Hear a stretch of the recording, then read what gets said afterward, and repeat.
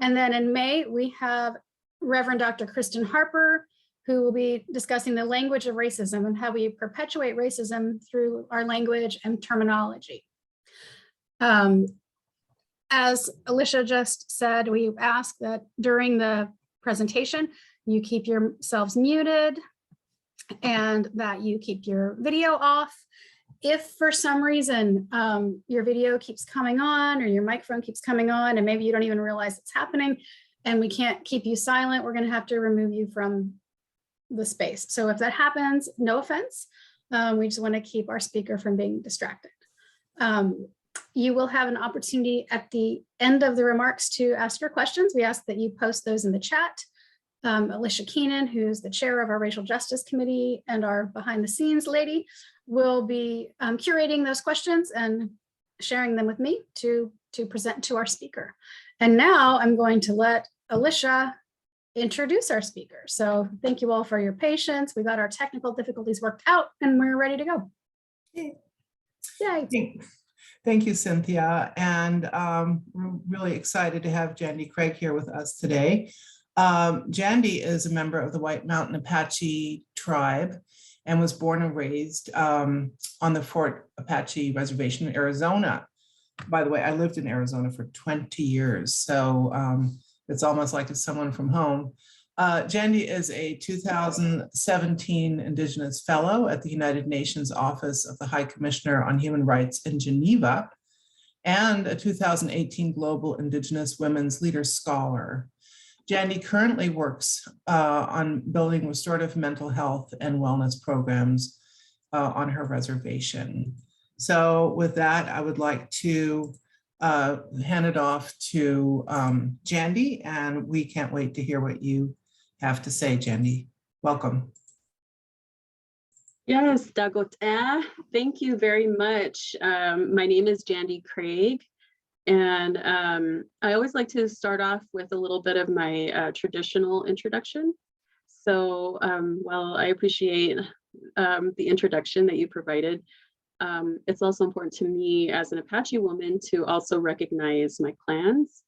I belong to the Dischitan clan, which basically kind of is like the red rocks in Sedona. You know, they're kind of horizontal red rocks. And I'm born for Nakaya. That means that my father is from Chihuahua, Mexico. And just like the way they say Apache's rated, my mom and my grandmother sort of stole my dad and kept him on the reservation. So he still lives there with my mom going on, I think, about 45 years now. So we always tease him about that. I'm going to go ahead and share my screen so we can get into my presentation. So I'll go ahead and start presenting here.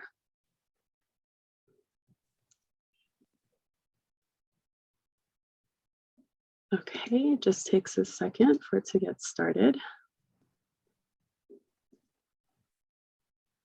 So I already did my introduction there. I'm going to go ahead and keep moving forward.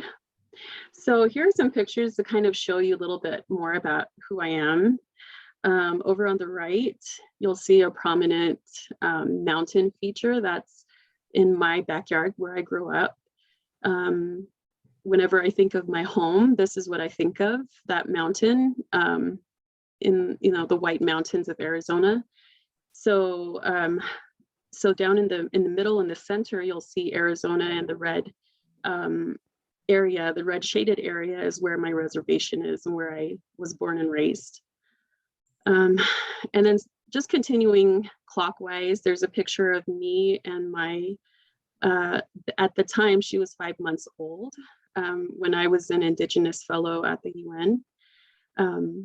There we are on opening day of the expert mechanism on the rights of Indigenous peoples in the Human Rights Council meeting room.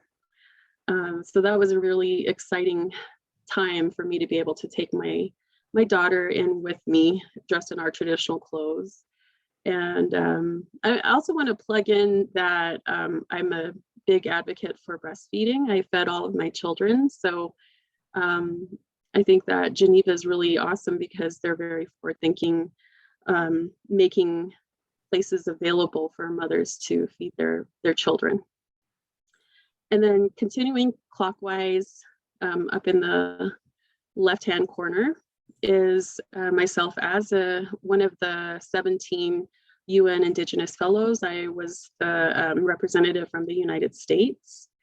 And in this picture, you can see us providing our testimony to the experts about our experiences as Indigenous people around the world.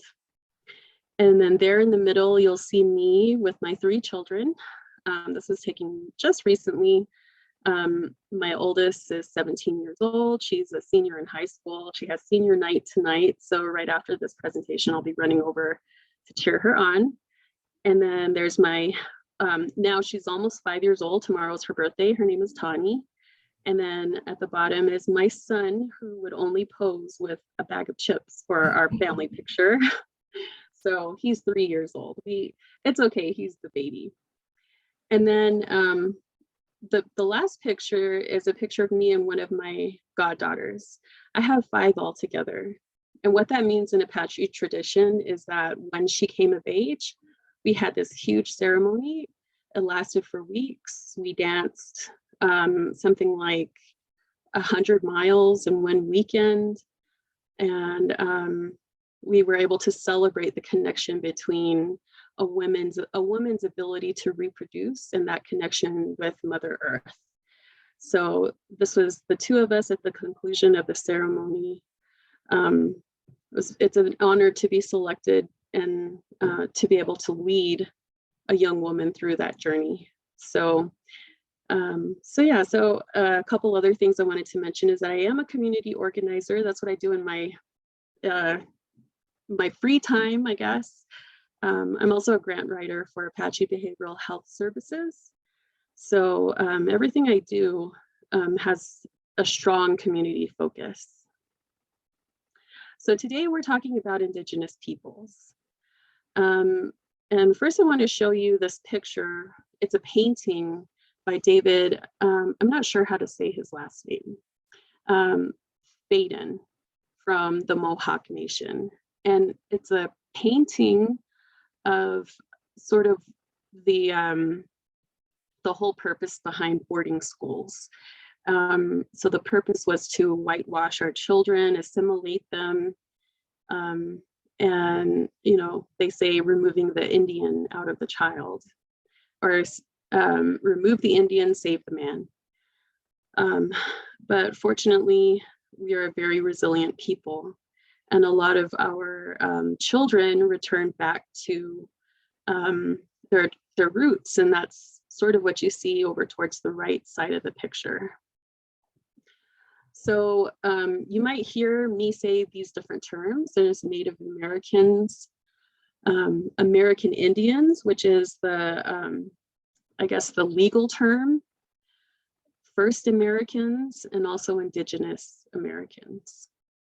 Right now, there are 574 federally recognized tribes. And we'll talk a little bit more about what that means. Half of those tribes have reservations. These Indigenous people in the America include Alaska Natives, Native Hawaiians, Pacific Islanders, Samoans, and the Chamorros, which belong to the, to the island of Guam.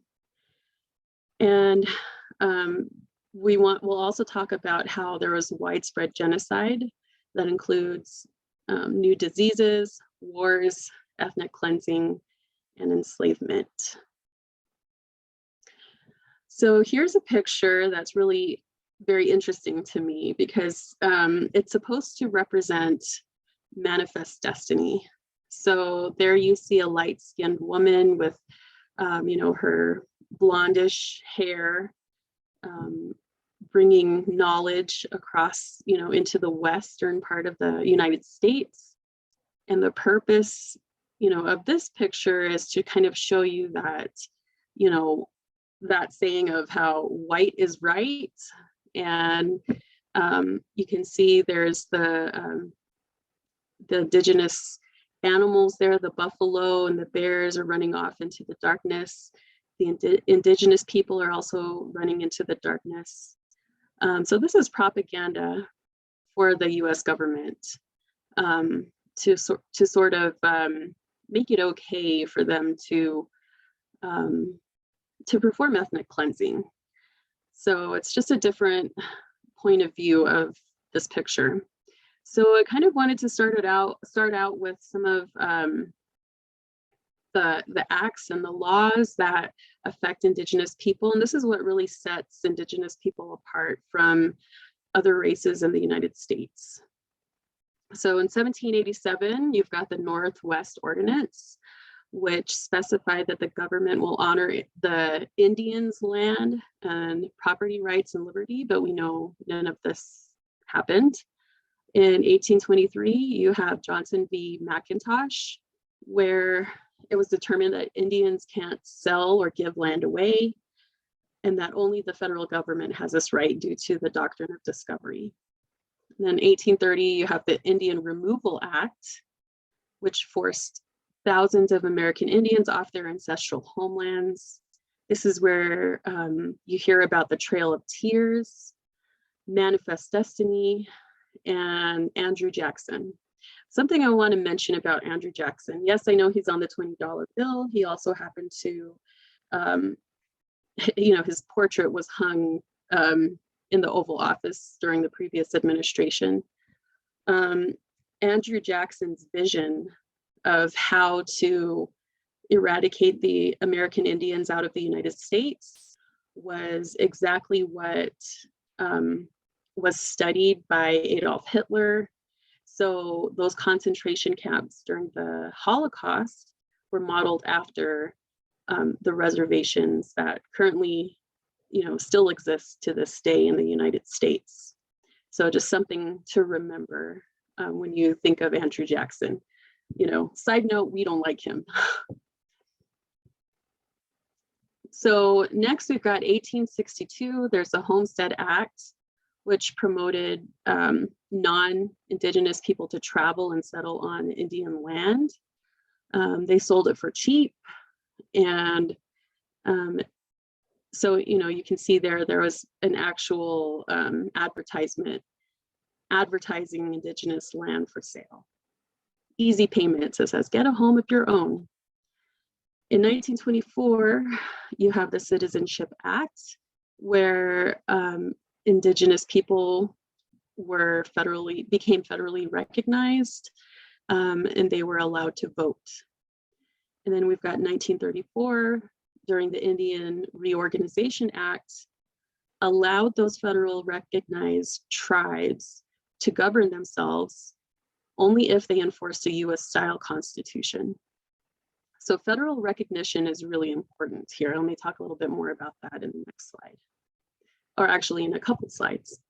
So again, here, this was the same picture that we looked at earlier with regards to boarding schools. These were run by Christian missionaries to acculturate and traumatize American Indian children. Children were forbidden to speak their Indigenous language. Their hair was cut, chopped off. The children were taught Christianity, and they were not allowed to practice Indigenous culture or beliefs. In fact, they were, physically abused for this. And they were also forced to abandon and feel shameful towards their Indigenous identity. One of the stories that I heard growing up came from an Indigenous or an Apache woman. Her name is Eva Tulene Watts. She wrote a really great book called Don't Let the Sun Step Over You. And in this book, she talks about how a lot of times mothers and fathers of the children who were taken to these boarding schools would go and set up their camps outside of the gates of the boarding school, just so they could try to be close to their children, even though they couldn't actually see them. And they did talk about just the overwhelming sadness they would feel upon hearing their children screaming and crying inside the school and just not being able to do anything about it. So traumatizing for both the children and the family members. So in the mid-century of the 1900s, there's the Indian termination policy, which was meant to assimilate American Indians into mainstream society. This is also cultural assimilation. Some tribes were terminated, which means that the US government no longer recognized them. So there's a difference between federal recognition and non-federal recognition. Even till this day, some of those tribes that were terminated are still working on their cases and trying to take the US government to court so that they can regain their federal recognition status. But I believe to date, only one tribe successfully was able to do that. And then 1956, you've got the Indian Relocation Act, which was sort of like the modern day removal of American Indians and just, picking them up and placing them in urban areas. That's why you have large numbers of American Indians in places like Chicago and Seattle and New York City and Phoenix, Arizona. You see this because those were places that were established by the US government.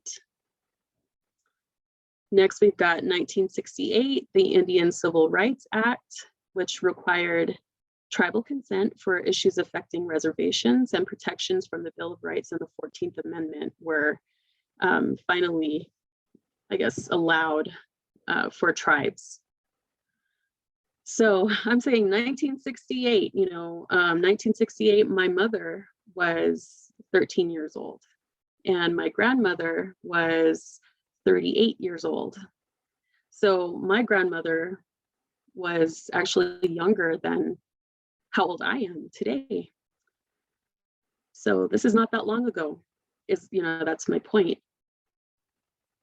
Next, we've got World War II, where 44,000 Native Americans served in the military. I know a lot of people often hear about the Navajo code talkers. There were also Lakota code talkers and Apache code talkers. There were code talkers from many different tribes.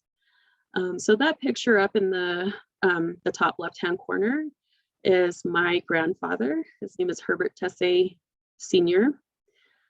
He served in World War II in the Navy, and he died before I was born. So this is really the only picture that I have of my grandfather. So and he was very proud of his service, just as many Native Americans are. And then next, we've got the self-determination and American Indian activism. So this was in the 60s and 70s. Over in the right-hand corner is a picture of when the American Indian movement, or AIM, occupied Alcatraz. And they were able to do this because there was a little, somewhere in some of the legislation, it said that if the US government ever abandoned land, that it would automatically become available to American Indians. So the American Indian movement moved right in and occupied Alcatraz. So I don't know if you've ever heard about that, but even when you go to visit Alcatraz now, you can still see some of the writings that they left there on the wall. And when you go on a tour, they mention it as well. And then I see there's a question about that.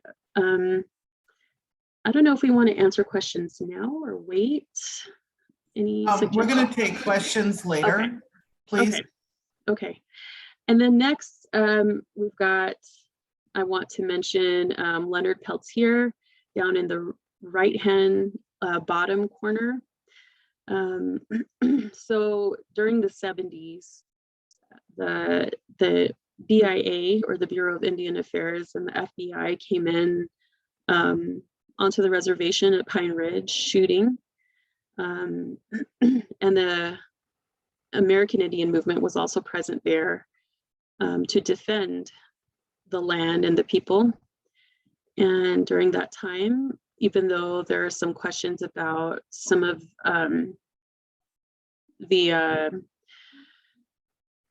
sorry, I lost my train of thought there for a second.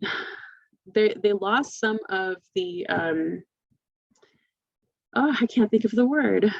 They're not releasing any information about it. They basically just took Leonard Peltier as a prisoner. He's currently in prison. He doesn't have charges against him. There was never a court hearing. So he's just another example or an opportunity where the US government used him as an example to sort of scare other American Indians who, were part of the movement. And then at the bottom there, I want to mention 1978. I always ask this question, how old were you in 1978? Or who do you know who was born in 1978? Because that's the year that the American Indian Religious Freedom Act was finally passed. So that means people like me finally were able to participate in ceremonies and have sacred objects and have access to our sacred sites without being afraid of getting arrested. So, something to remember, something to think about there. So here's a picture I wanted to share. It shows the most recent census information. So that would be 2020, which, it was such a tough year.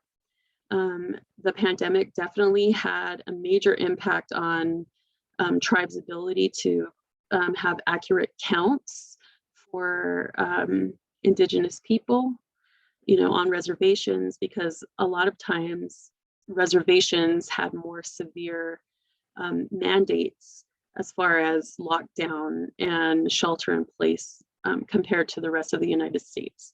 So for example, right now, I'm sure y'all are not worried about shelter in place, but on my reservation, we have shelter in place orders. And the whole purpose behind that is that,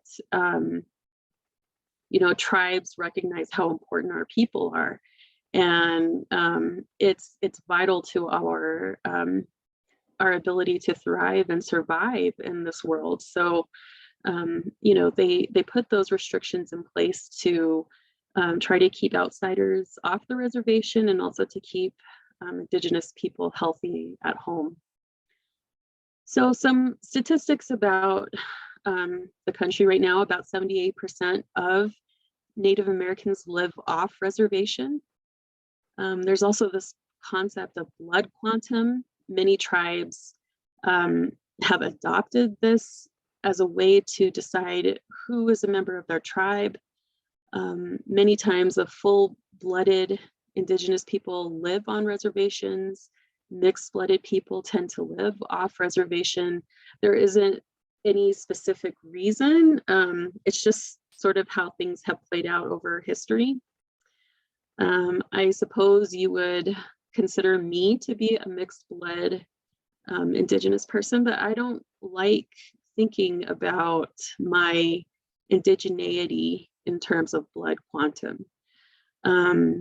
It's an idea that was formulated by Andrew Jackson, certainly something that was exploited by Hitler. So although I do have some compassion for my elders who believe in blood quantum, I also recognize that's, just the result of their experience growing up. So anyway, just wanted to mention that. There's also a lot of internalized oppression. So we have people who maybe haven't fully understood their identity, who maybe feel ashamed of it. And certainly people who might feel that they would be better off if they weren't, American Indian or Native American. And I always encourage people to hold people with respect and compassion, no matter what point they're at in the cycle of recovery from historical trauma. Just because I might be able to articulate, why I feel a certain way about history doesn't mean that I'm right or that somebody else is wrong.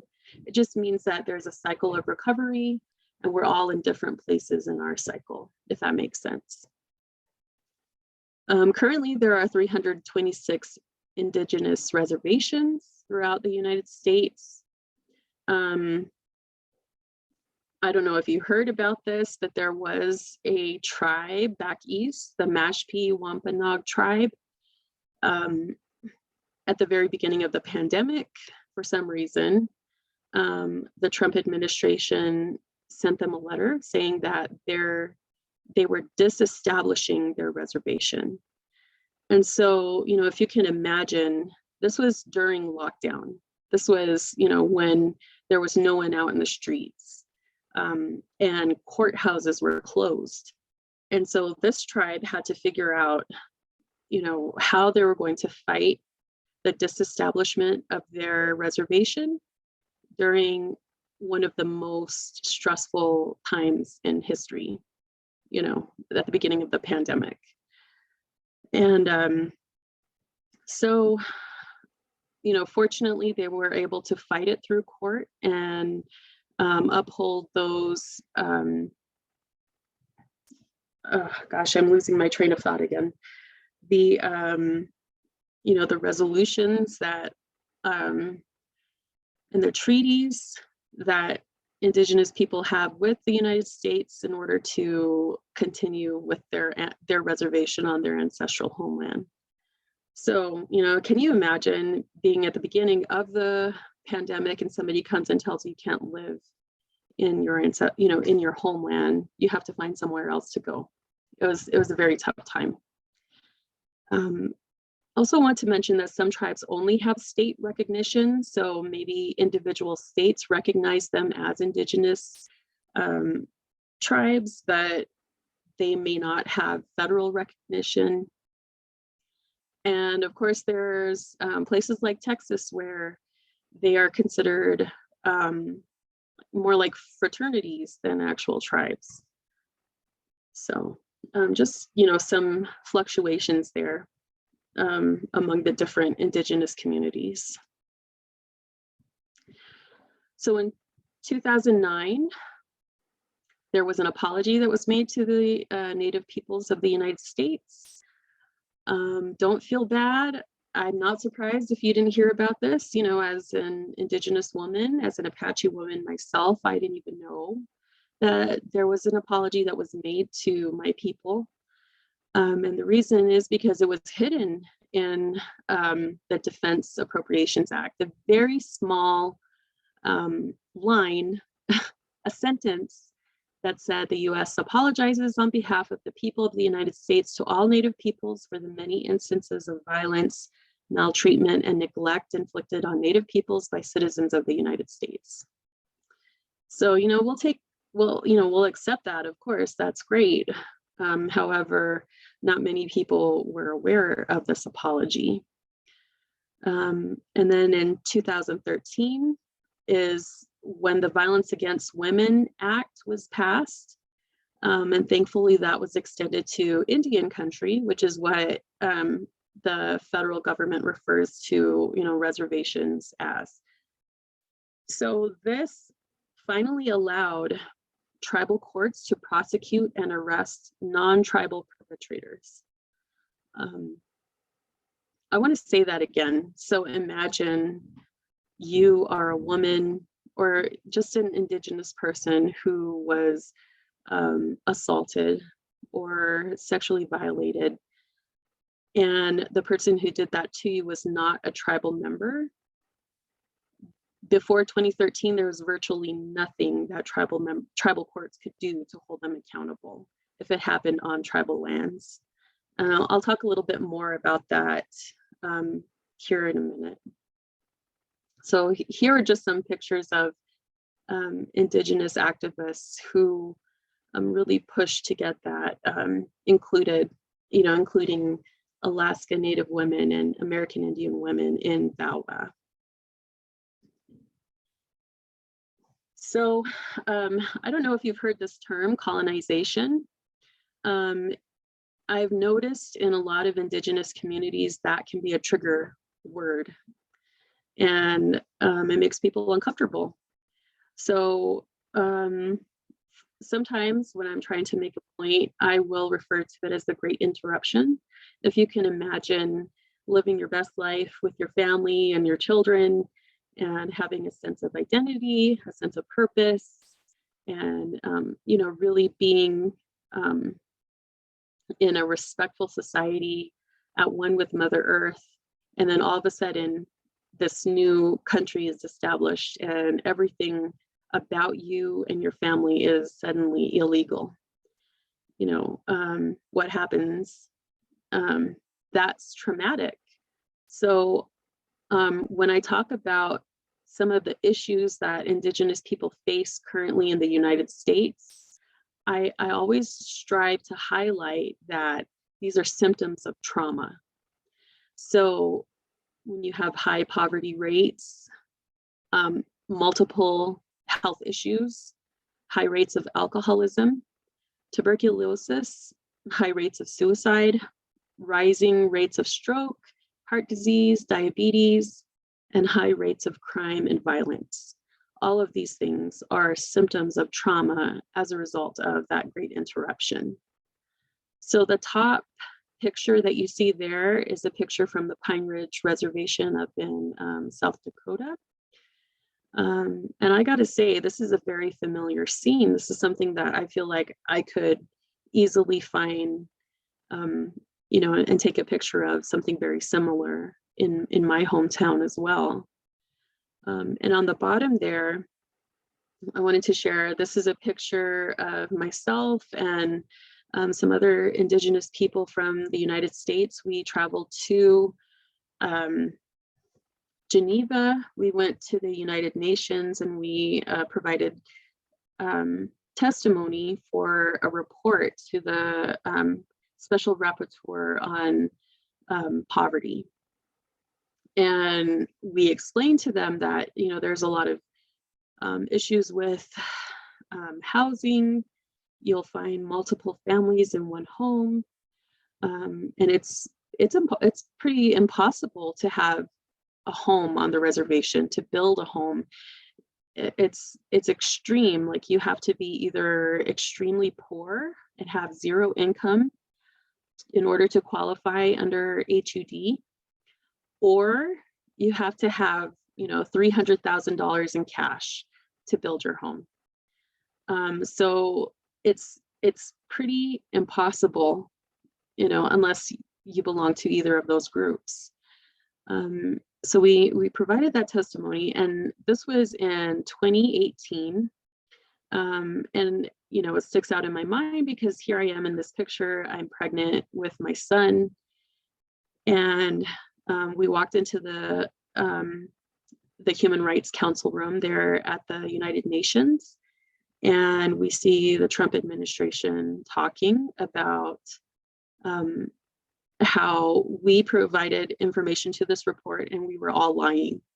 And so, they were already trying to pull out of the Human Rights Council at the time, but that was their opportunity to make that statement and to say that the United Nations was lying about the United States. And they stood up and they said they were leaving the Human Rights Council. So it was a really scary time. In particular, for like my experience, it was even more scary because, there I am carrying my son and just wondering, what kind of world am I bringing this, innocent child into, and not knowing what the future would bring. So that's just a story I wanted to share about that picture. Some of the barriers to economic development like I mentioned earlier. So there's lack of access to capital. So, you know, in most cases, if you have a piece of land, you can go to the bank and borrow money off of that land and build a home, and then borrow money off of that home and buy another home or start a business.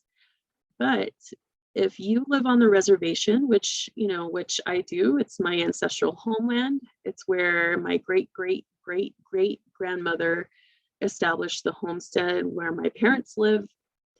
I don't own the land, it's assigned to me, and I'm not able to take out a loan to build a home there. So that's, you know, just an example of that lack of access to capital. And there's also lack of human capital and means for development, and especially for tribes that are rural. Reservations often lack effective planning. They're also disadvantaged because of their rural, you know, areas. They're far away from markets, and then there are high costs for transportation. Often tribes can't persuade investors to come and build on tribal lands because of those complicated bureaucratic requirements. The BIA, or the Bureau of Indian Affairs, which is under the Department of the Interior, often is corrupt or just not interested in reservation development. We're also seeing a lot of tribal politicians and bureaucrats are either inept or corrupt, so that makes it hard for progress. And then we also have, you know, that lack of entrepreneurial skills and experience. So there are quite a few barriers there. Sometimes people will come and say, well, why don't you just start a business and run your company? You know, and it's hard to explain. You know, it's really hard to do those things when you have nothing, when you have no money. So I want to talk about the missing and murdered Indigenous women. Sometimes you hear girls, children, or relatives. This is a movement, MMIW, MMIR. 4 out of 5 Native women are affected by violence daily. Native women face murder rates that are 10 times the national average.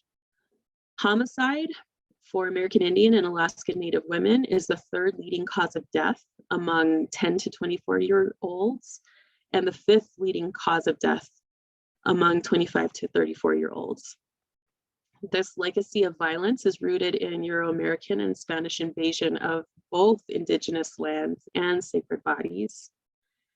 And the forced relocation to current cases being lost or misplaced, you know, from moving people off of their ancestral homelands to just completely losing the cases of missing or murdered Indigenous women.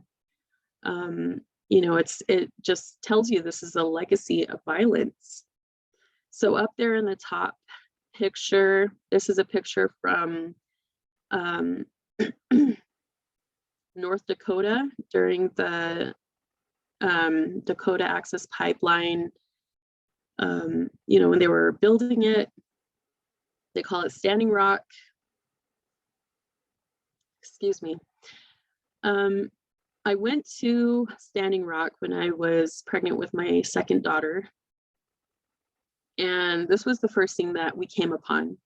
So you'll see up on top are special agents, you know, from the US government,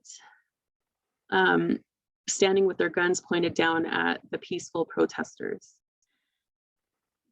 And the thing that's really unsettling about this picture is that those men are standing on top of the graves of Indigenous people. So this is a sacred burial mound, and they established their command center on top of this grave.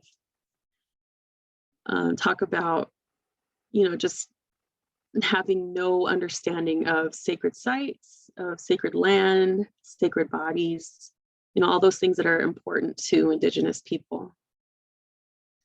So there on the bottom, so during the same trip, I ran into some of my friends, my relatives, and my colleagues from my reservation and the nearby San Carlos reservation.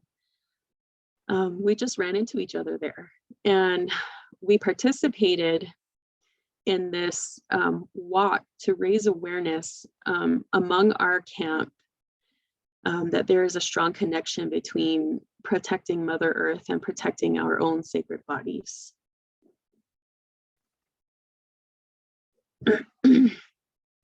So, like I mentioned earlier, okay, murder and rape are illegal, right? But if a non-tribal perpetrator murders or rapes on Indigenous or tribal lands, they often go without consequences, and those cases are just simply not investigated. I have a personal story, and perhaps this is why I became an activist. My oldest daughter was kidnapped off the reservation when she was 3 years old by a non-tribal member. And at the time, I had absolutely no rights. Even if I, even though I went to my tribe and asked them for help to protect her, my tribe told me she's not a tribal member, so, we can't do anything about it. And this was before the VAWA Act, so I couldn't even report it to the police. There was nothing that they could do about it. Thankfully, I did get her back.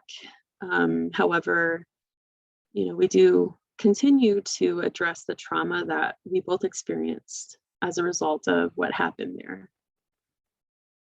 So between 2005 and 2009, 67% of sexual abuse and related offenses committed in Indian country went unprosecuted by the federal government. So anytime that there's murder or rape, that's something that tribes are they don't even have the jurisdiction to investigate or prosecute. It's up to the federal government. That's how reservations are set up. And they let us down. Can you imagine 67%? So that means, can you imagine, even in a white community, if 6 or 7 out of 10 girls went missing, something would be done, but this is the reality of Indigenous people in the United States. There's little to zero collaboration between tribes, states, counties, and federal law enforcement. Sometimes they might be investigating the same case if they're even investigating. Most often they're not. And then unfortunately, when they do recover bodies, they're not talking to one another about it. A lot of time, those bodies are mislabeled as Hispanic because, all brown people look alike, I guess. So there's just, this tremendous issue here. And thankfully, this movement is helping us to bring attention to our missing and murdered, people that we love. Now, when I was putting together this presentation, I Googled missing women. I encourage you to do the same and see what those faces look like, because none of them look like my face or any of my relatives. So there's virtually no reports on Indigenous women who go missing or murdered. So this is a picture of LaDonna Brave Bull Allard. She was one of the founders of the Standing Rock movement against the Dakota Access Pipeline.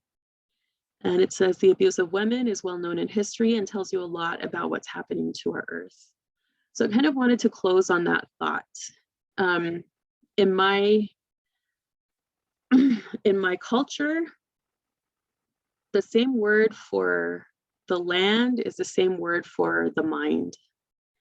Binit Gojo, that means the blessed place or the blessed earth. or the blessed mind. And so, you know, it's important for us to remember there's that connection that we have as human beings to Mother Earth.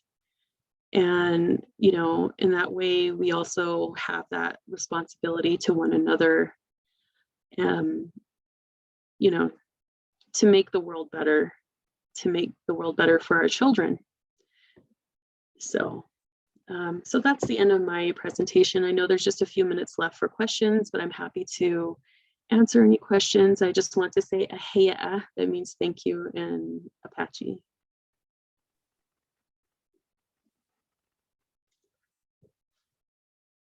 Thank you. That was very informative and very sobering and a lot to process. And I think I can imagine. A lot of us have, you know, we hear bits and pieces, or we have a very tangential idea, or we read in history, and but to hear from your first person experience is very, it's a lot of information. A lot, and very important. And I thank you really so much for sharing that with us. I can't imagine how difficult it is for you to give this presentation to, especially to audiences who maybe have little to no understanding of what's happening. So I want to extend my sincere thanks to you for this. I appreciate this opportunity very much. I always, you know, want to share this information, and, you know, really my goal is to get people to care about it. Definitely new information in this for me. And so there's questions coming in now. Okay. Let me see.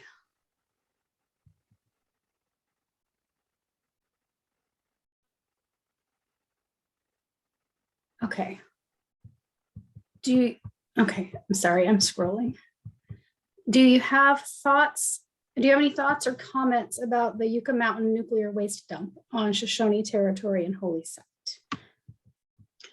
Oh, my heart hurts. You know, definitely. Those things happen when they know they can get away with it, you know, and it's just like I said earlier about there being a connection between the violation of Mother Earth and our sacred bodies. You know, people will do it when they know that nothing will happen to them. People will do it when they know that they can get away with it, you know, and that's not acceptable. And I have a very dear friend of mine who actually, the last time I saw her was up there at Standing Rock. We stood together as water protectors.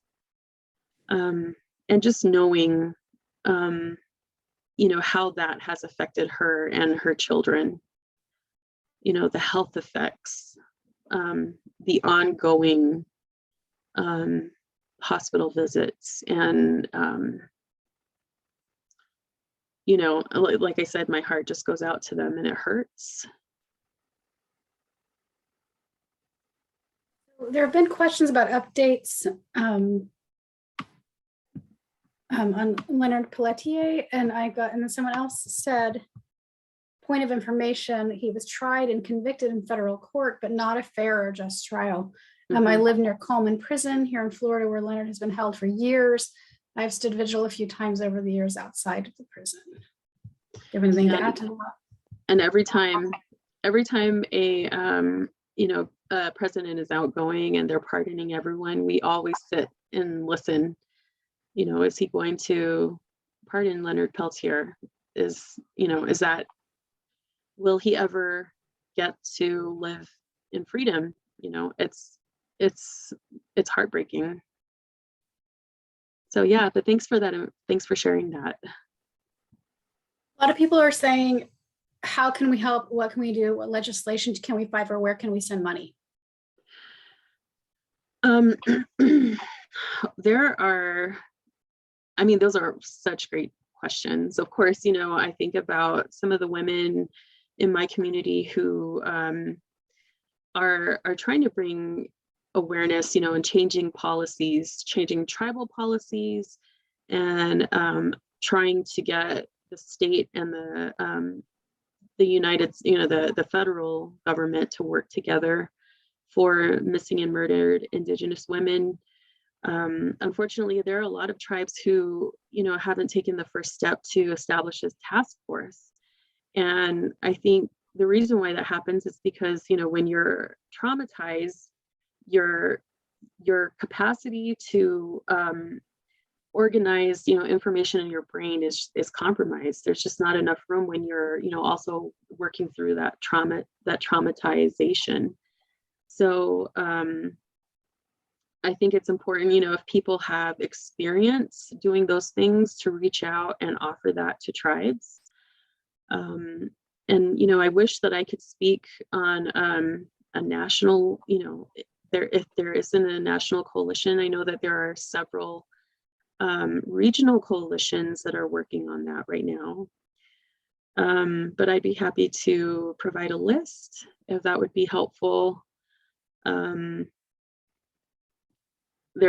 just know that there are a lot of people that are working on it, but also need a lot of technical assistance and support. And, in particular, when they are raising awareness, it's important for everyone to be able to share those messages with as many people as you can. So yeah, I can help provide a list as well. That would be great. If you send the list to Alicia, we'll have it Okay. sent to everybody who RSVP'd for the event. Okay. That would be great. There are more questions. I have a question. I'm going to insert my question. Just as a point of clarification. So you were saying, if with the prosecution and investigation of rapes and murders on tribal lands, are you saying it doesn't matter if it's perpetrated by a member of the tribe or by someone outside the tribe? None of that gets investigated? Or is it only if it's outside the tribe that it doesn't get investigated? It's both. So when tribal members commit, so they're called federal offenses, and that includes murder, rape, sexual abuse, child abuse. Those are things that the tribe is not able to investigate or bring to justice because it's outside of their jurisdiction. That is something that the FBI and the BIA are required to investigate. But like, for example, in Arizona, there's one investigator that covers all of, the Navajo Nation, my tribe, the Hopi tribe. And we're talking an area that, just traveling from the top to the bottom of the county takes 7 hours. It's a huge area with lots of people. And there's one investigator, so like it's hard because like I know that that's a tough job for them, and they're doing the best they can, but I also know that they must do better, they must do more. And that takes a lot of organizing within the tribes for all the people to come together. So that does include, the FBI, the BIA, the tribal police come together and work with one another and share information about cases. So yeah, and like I said, it's even worse if the perpetrator is a non-tribal person, because a lot of times tribes don't have the capacity to even hold them in a jail, let alone, bringing charges against them. So, these are major human rights violations. I myself personally am vacillating between hopelessness and rage, and I'm just listening to you talk about this. So yeah, yes, it's sometimes it does feel hopeless, and a lot of times, that points towards those high suicide rates that you see, on reservations. Like, for example, my tribe currently has the highest suicide rate in the nation. You know, just the other day, I received messages from women who were raped by a politician who is running an open campaign right now in the area. And, you know, one of them died, one of them had a child, and one of them is just trying to share her story where people will listen and help her do something about it.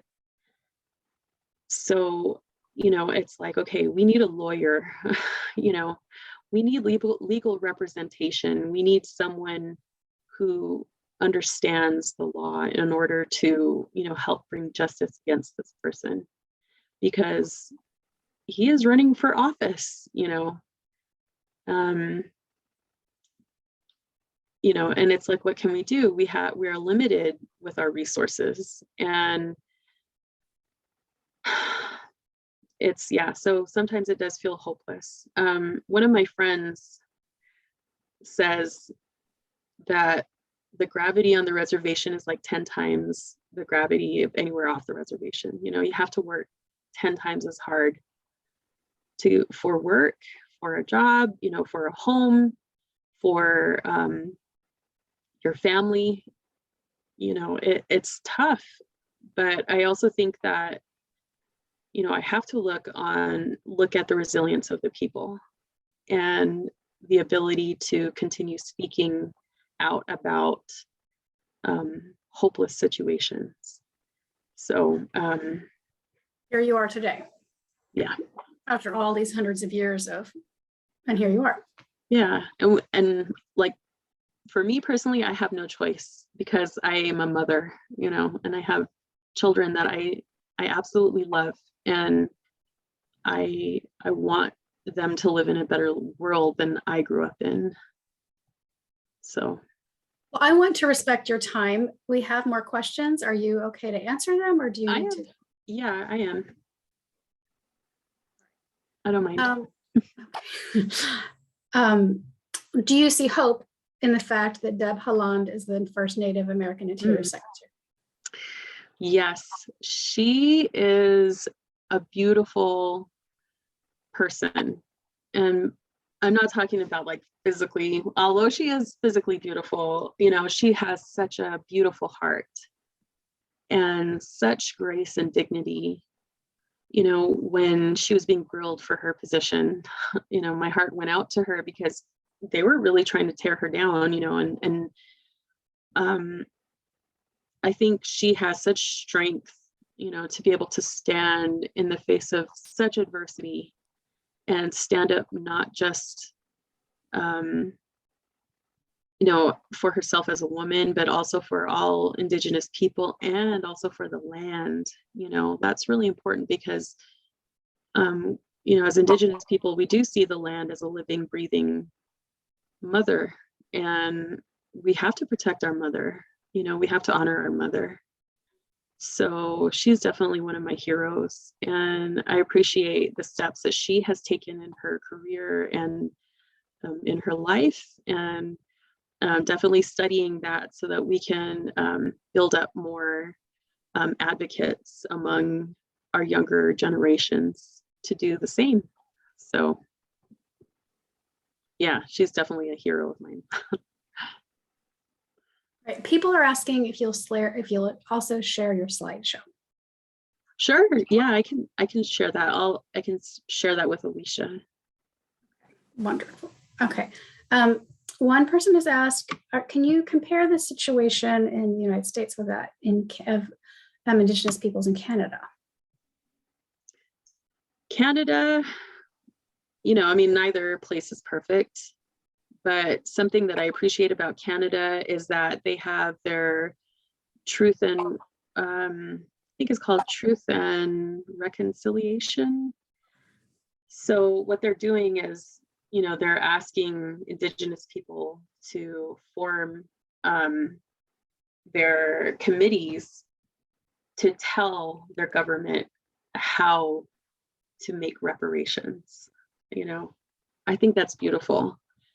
And so I also appreciate that they led the movement for finding the children that were buried at boarding schools. They led that movement of awareness that, boarding schools, it's a nice term, but what they really were concentration camps. And, so I think they are doing a really great job. Like I said, they're not perfect, but I do recognize that, and I appreciate that Canada as a country recognizes the United Nations Declaration on the Rights of Indigenous Peoples. That's something that our country does not recognize. And a lot of that has to do with the exploitation of land and resources that belong to Indigenous people. So I wish that we were as progressive as they are, but we'll get there. There's a 2018 movie called Wind River about a missing Indian woman. Do you think this is a good movie in terms of presenting the problem of jurisdiction and other issues? Yeah, that movie, I would start crying right now if I think about it too much. It is truly heartbreaking. I do encourage all of you to watch it. And yes, absolutely, it does bring a lot of this issue for missing and murdered Indigenous women, to the forefront, in particular with regards to these man camps that are up north or that pop up wherever there are natural resources that these corporations like to exploit. So again, there's that same connection once again to exploitation of Mother Earth, exploitation of Indigenous women's bodies. Yeah, we want to be sure we're watching reputable sources and not exploitative sources. Right. So this comment says, say his name. Comments on Joy Harjo being poet laureate 2 times in a row. I guess people are commenting and wanting your. I appreciate Joy Harjo because she wrote a screenplay, the only movie that featured cast members from my tribe. So it's called Apache Mountain Spirits. I think you might be able to find it at the library. It's really hard to find, but it's a beautiful movie that was set in my hometown. And my late grandmother, she was actually my grandmother's sister, but we call them, we'll call all of them grandmother. She's in the movie, and it's just, it's beautiful to be able to see back into the past, and especially those kind of stories. So yeah, and so I do, I have a lot of appreciation for Joy Harjo.